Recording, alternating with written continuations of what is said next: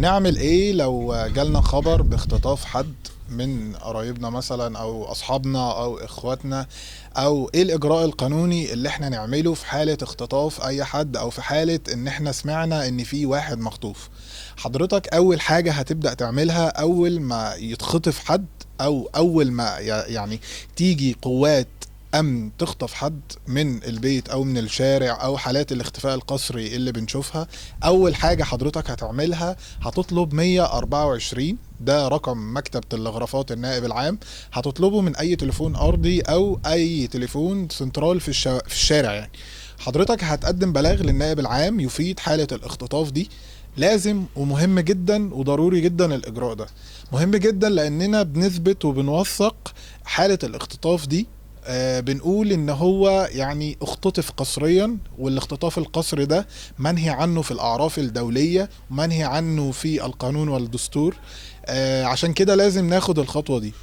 الخطوة التانية اللي احنا المفروض نعملها بعد تلغراف النائب العام، حضرتك هتبدأ تتحرك على مكتب النائب العام في دار القضاء العالي في وسط البلد في الإسعاف.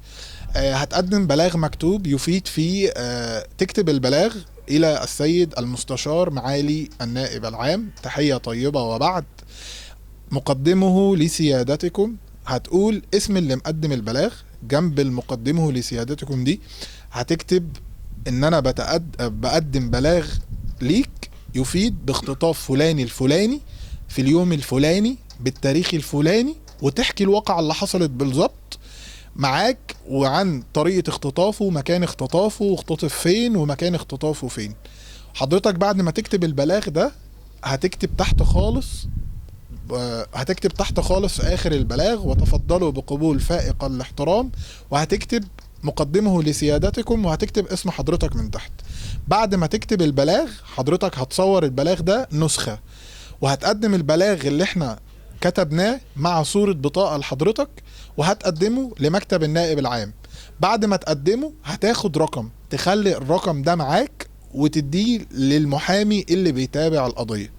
مهم جدا اننا نعمل الخطوتين دول في حالات الاختطاف او في حالة تغيب اي حد نعرفه او اي حد يهمنا.